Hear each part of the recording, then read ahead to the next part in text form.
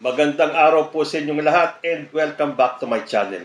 Napanood niyo po ba yung Senate hearing kanina kung saan dumalo si dating Pangulong Rodrigo Duterte? Pero bakit ang daming nagko-comment na mas maganda daw sana kung sa Quadcom naganap yung hearing na yan?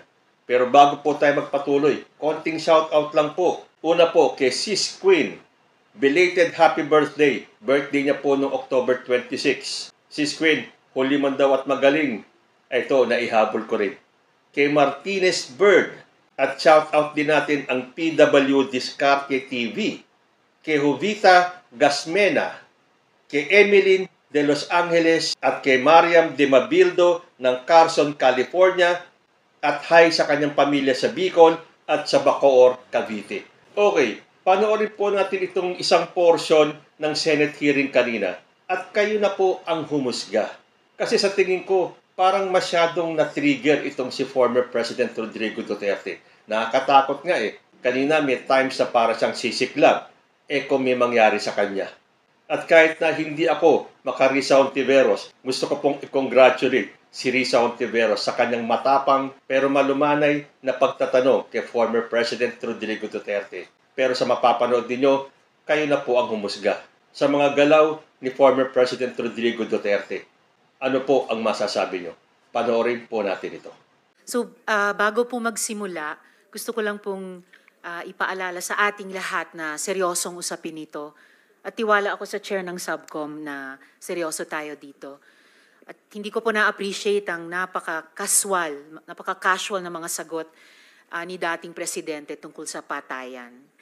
At tumatawa at pumapalakpak pa ang ilang kasama dito sa session hall. So siguro, tigilin na natin yung nakasanayan natin na normalize at gawing katatawanan ng patayan. Sir, sabi nyo, when you are confronted by a criminal, you must overcome the resistance. Ibig po ba sabihin na lahat ng na EJK may barel? Kasi kung gano'n, nasa na po kaya yung mga barel? Dapat may libo-libo ng baril sa custody ng PNP. Do you have any thought on that? No, that is you're asking somebody somewhere or to make an accounting which is not possible. That your question cannot be answered here. All right, sir. So, but I think it can be questioned kung hindi nyo kayang i-address, itatanong po namin sa PNP. Sabi nyo rin po kanina, you take full legal responsibility for the consequences of the drug war. Yes. Kanina rin, Yes. kanina rin sabi nyo maraming mali. No? So, halimbawa, si Kian de los Santos, menor de edad, hindi armado, nagmamakaawa, pero pinatay ng mga pulis sa drug war. Oh. Do you take responsibility for the death of Kian de los Santos? The criminal act, hindi naman siguro. The death. You take responsibility for his death. Walang maniwala na abogado sa akin yan. That Hindi would po, be sir. a long shot. Hindi po abogado. Nandito pa lang tayo I sa was Senado, hindi sa referring Korte. to the policy na ginawa ko para sa mga pulis. Yes, Sabi sir. At ko, nagbunga for that, yung I polisiya. take full responsibility Yes, for and that. what about yung bunga ng polisiya na libo-libong namatay kasama si Kian de los Santos? Do you also take full responsibility for that? Because in October 2020, na-quote po kayo na sinabi nyo, if there's killing there, I'm saying I'm the one. You can hold me responsible for anything, any death that has occurred in the execution of the drug war. Noong October ulit, October 21, noong 2021 naman, in a Reuters interview, kinwote kayo na sinabing, if there is any person who is going to prison, it would be me. I assume full responsibility. So, do you assume responsibility for the death of Kian de los Santos, Mr. No. Chair? No. How about si Carl Alam mo, ma'am, Anthony Nunez? before you rumble on those many things. No, I'm not rambling, Mr. Chair. Very specific yung mga tanong ko. The specific ang law. Guilt is personal. Tanong ka muna ng abogado. Okay lang po. Kayang-kaya kong magtanong sa abogado. Sige, tanong ka itanong muna ko ngayon po. before we proceed. No. Hindi tayo I have magkakaintindihan prepared dito. these questions with my Guilt legislative is staff. personal. Yes, it's very personal. Hindi So, mo pwedeng ipasa sa iba yan. no, hindi po ito pagpasa. Ah, Iniimbestiga kaya nga. po ng Blue Ribbon yung war on drugs at yung naging bunga na extrajudicial killings dyan. And I am basing my question dun sa mga sinabi ninyo repeatedly, parang tuwing Oktubre nga sinasabi nyo, na you will take responsibility. Correct. So, yes. So now let me ask you about Carl Anthony Nunez, 20 years old. Walang nahanap na droga o baril sa katawan niya. Sabi nga ng investigador, mistaken identity. Do you take responsibility for his death? You know, ma'am, can I ask for a recess of just a It's few all right, minutes? Mr. Chair. Yes. Hearing is suspended. As you said in October 2020, as you said in October 2021 about assuming responsibility for the war on drugs, do you take responsibility for the death of Carl Anthony Nunez, Mr. Chair? Alam mo, yung policy, ma'am, hindi mo nakuha yung policy ng presidente. Nakuha ko po, policy I maker was din po talking ako. about the policy. I take full responsibility yung sinabi ko na war on drugs. You said, Pero sir, kung you can hold me responsible for any death. specific crime, Yes, sir. You spoke hindi about pwede yan. you spoke about At specific saka, crimes. kung sabihin ko, I will take full responsibility, magdating tayo sa korte, hindi naman tatanggapin yan. Well, Mr. Chair, and if the resource person could keep his volume and pitch to a normal trying level. to pin me down on Mr. Chair, you are pinned down by your own statements you of cannot. October. You have to pin me Mr. down Chair. lower. I'm not trying to pin you lawfully. down on The exchanges air. are no longer productive. Mr. So hearing Chair. is Do not suspended. pin me down on semantics. Okay. Salamat kaayo, Mr. Chair. So, i-summarize ko na lang yung unang line of questioning ko. The point of my question tungkol sa assuming responsibility or not kina Kian, Carl Anthony Nunez, itatanong ko rin dapat si Althea Barbon na 4 years old, at si Carl Arnaiz, at si Reynaldo de Guzman alias Kulot, na-confirm sa Caloocan Court na the evidence was merely planted by the police. Ang point ng unang questioning ko na yon ay kung ina-acknowledge nyo o hindi na yung policy nyo caused the death of innocents. So lastly, Mr. Chair, actually may mga 100 tanong pa sana ako sa dating presidente pero na-high blood yata sila sa akin. So 2 huling tanong na lang. Una po. Yes, Mr. Chair. Ganun lang siguro kasi excited lang ako. First time ako naka-appear ng Senate. But walang personalan yan. It has nothing to do with you, yung character ko. Yung boses ko lang kasi excited. But if we are offended by the demeanor, then mag-change gear ako. I'll try to do it with moderation. Salamat kaayo, Mr. Continue, ma'am. Chair. Continue. Salamat kaayo, Mr. Chair. At saka, Hindi, sandali, ma'am. Mr. Ganito, Chair. and I'm addressing lahat kayo. Taga-probinsya po ako. Hindi ninyo pwede akong masumo na paulit-ulit. Pag ginawa ninyo yan, isnabin ko kayo. Wala akong pera. I am not that rich na mag-travel dito sa aeroplano. Mahal yan. I am, bubuhay ako sa retirement pay ko.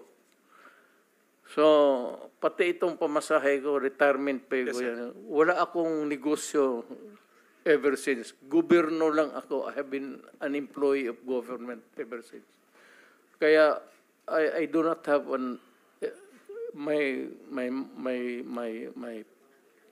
my public life is open to everybody. So magastos masyado, ma'am. Kaya kung maari lang, tapusin natin ito hanggang bukas. Huwag na tayong umalis dito. Thank you, Mr. President. Salamat kayo, Mr. sir. Chair. Tapusin talaga natin ito. Tapusin natin ito dito ngayon. Huwag tayong umalis dito hanggang umaga. Umabot man tayo hanggang umaga bukas. Huwag tayong umalis dito. Tapusin natin dito. Okay, Mr. President, we are prioritizing the questions directed to you. Sige. Senator Ortiveros. Salamat kayo, Mr. Chair. So, pangalawang tanong ko, tinawagan nyo ba si Senior Superintendent Padilla para i-congratulate siya sa pagpatay sa 3 high-value targets na Chinese nationals na inilagay sa loob ng Davao Penal Colony? Kasi sinabi nyo daw, "Congrats Superintendent Padilla, job well done." Pero grabe ang ginawang dinuguan. Do you confirm this, Mr. Chair? You call Padilla now because he is lying. I do not know him, and I do not have to congratulate this policemen and soldiers. Trabaho ninyo yan. Why do I have to congratulate you? Magtrabaho kayo dyan. So you do not confirm na tinawagan nyo si I do Senior not- Superintendent Padilla? I only congratulate people with who itong mga police na graduate with honors kasi nagtuturo ako sa Police Academy. May congratulatory message ako. Pero congratulate ako ng ano. Well, Mr. Chair, of course, absolutely hindi naman natin kailangan investigate yung graduating with honors sa academy. Pero yung EJ case sa war on drugs, kailangan talagang kaya natin iniimbestiga. Kaya ma'am, huwag Mr. tayong Chair, umalis dito sa kwartong ito hanggang matapos ang gusto ninyong kunin sa akin. well, Mr. Chair, so yung huling tanong ko for today, for the record, Bakit ano po? tinawag Mr. ninyo Chair. ako dito tapos yan lang ang huli ninyong tanong? May mga colleagues pa yata tayo, Mr. Chair, na magtatanong sa dating presidente. So, for the record, sinasabi nyo ba na ang mga drug users at drug criminals ay dinideserve nilang mamatay na lang kaysa pumunta sa jail? O para i-paraphrase ko si Patricia Evangelista, do some people need killing, Mr. Duterte? Ma'am, presidente ako. Nagagastos ako sa gobyerno. Bakit ako magbubuhay sa mga putang inang yan? Kung yung pera na ipapakain ko dyan sa preso, ibigay ko na lang doon sa mga tao dyan sa walang bigat. So, mas okay Walang pong trabaho. patayin sila kaysa Wala ipreso mo pakialam sila? dyan sa kriminal, ma'am. So, thank you for Akong making that of record. pakialam sa kriminal kung saan silang impernong gusto nilang pumunta. Well, Mr. Chair, for the record, You make your own history in this planet. yes, Mr. Yun Chair. ang gusto nilang mangyari. Doon sila sa impyerno at doon tayo magkita. Well, Mr. Chair, wala namang jurisdiction ng Senado sa impyerno. Dito lang sa bansa natin pwede tayong mag-investigate. Ba't doon tayo pupunta? Well, wala po akong ambisyon pumuntang impyerno pa. Pero Mr. Chair, ang hirain punto kita, lang ma'am. nito, ang punto lang nito ay nung magsisimula ang anumang police operations, drug-related police operations, supposed to be at sinabi ng mga resource persons, merong pong manual of operations, merong continuum of force sa pag-enforce implement ng police anti-drug operation. So, ang premise is, yun na nga, arrest muna at build the case. Well, Mr. Chair, no, as a final word, I hope and I imagine that the Department of Justice is watching dahil ang daming admissions ng dating presidente involving criminal acts. Salamat kaayo. Kasaysayan na lang po maghuhusga. Salamat kayo, Mr. Chair. Thank you, Senator Mr. Ortiveros. Chair. Yes, go ahead, Mr. President. Nagtataka ako hanggang ngayon ang Justice Department hindi pa nag-file ng kaso hanggang ngayon. Katagal lang. Katagal ko na Matagal na ako pumapatay ng tao hanggang ngayon hindi pa sila nakapile ng kaso. Mr. Chair, another addition to the list that's growing by the minute. Okay, for the record, Mr. President. wala na tayo Mr. President, for the record, kasi may nagtanong din sa akin Wala. Huwag na tayo magdrama dito. Tapusin na natin itong istorya na ito dito sa Pilipinas. For the record, Mr. President, wala. Kasi naawa ako dito sa mga pulis. Sa totoo lang, naawa ako sa mga pulis, pati sundalo. Kaya ako, akin, mine and mine alone. Pag nag-inutusan ko ito, mag-operate itong mga buang na ito, kung anong mangyari, akin yan. I'm emotional because I've been longing to state this particular sentiment. Protektado ko yan sila. Basta in the fulfillment of duty, Mr. Senator, yan sila, naging chief of police yan. Protektado ko ang police pag nagtrabaho in the fulfillment of duty. Pero alam nila, ang mga police na pumasok ng kidnapping, alam nila yung police nila, pinatay ko. Ayan. Ano ang masasabi nyo dito sa maiksing clip na to? Dahil mahaba po kanining Senate hearing, inabot yata ng 9 hours eh. Ano ang obserbasyon ninyo, reaction ninyo, at opinion? Comment lang po down below at magbabalik ang usapang Tito Manny. Diyos ti Agnina.